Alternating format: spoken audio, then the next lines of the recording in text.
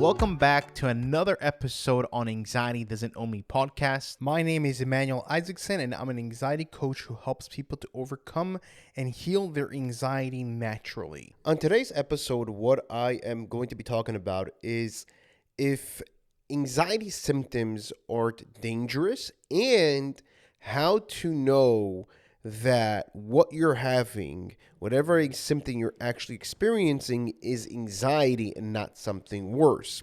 Now, I'm not going to go into the technical details of, like, let's say, for example, chest pains to know the difference of a heart attack and not having a heart attack. That's something you need to Google. Maybe you can speak to your doctor. I am not a doctor.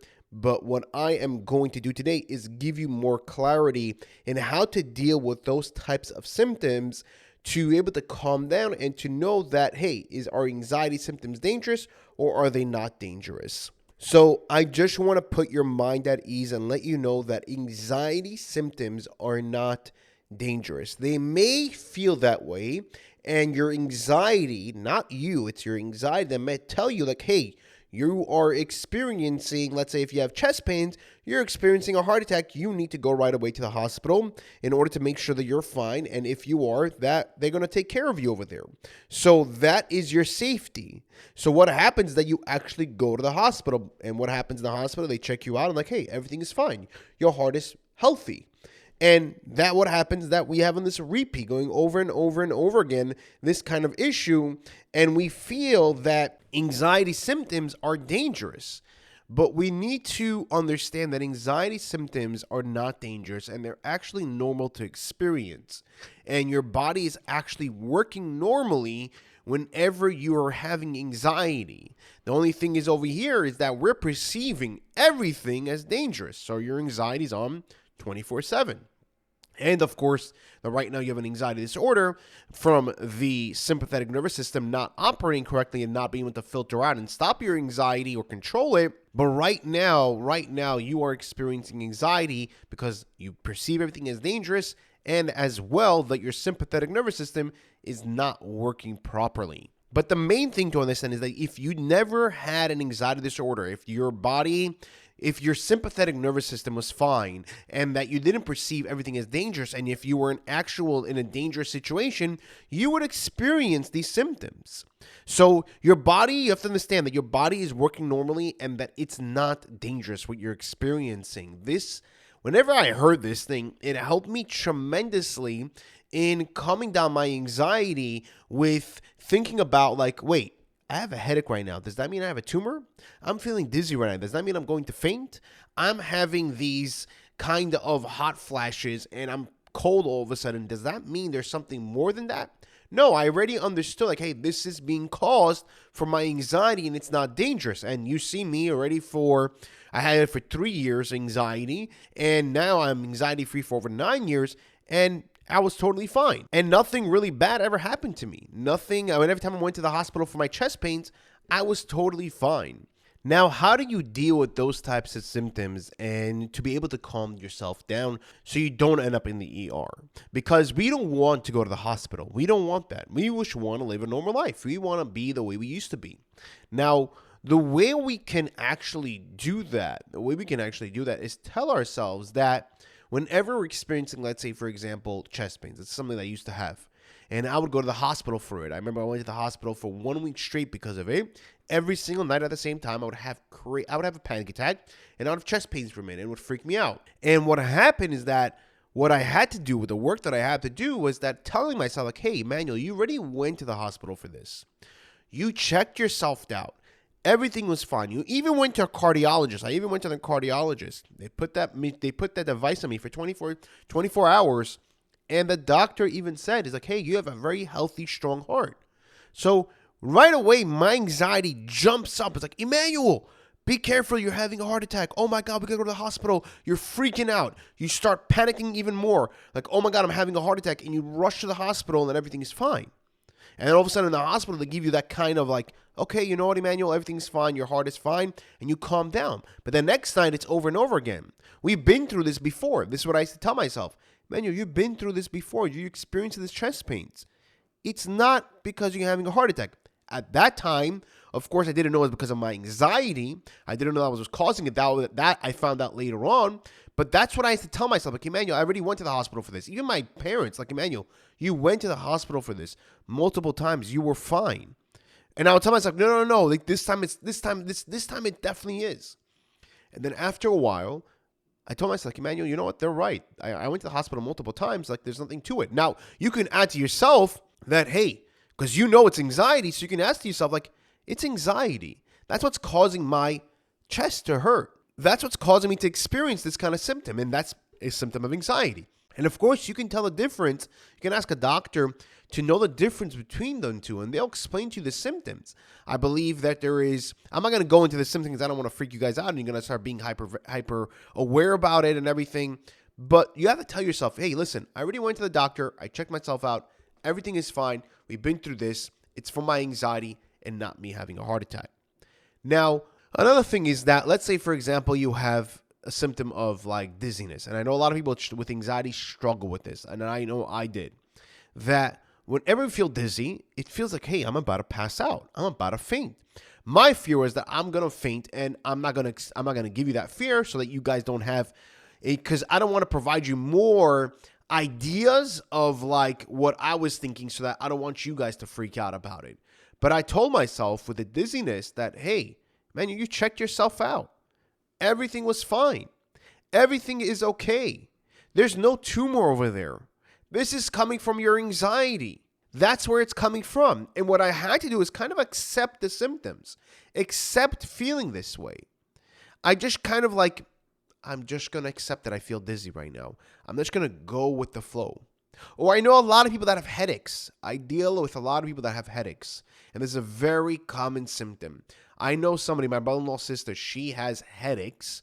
And she went to doctors. She takes medication, everything, and nothing helps her. Nothing actually helps her with the headaches. And she thinks like, Emmanuel, I think I have a tumor. But I told her, like, you already went to the doctor. You checked yourself out. There is no tumor.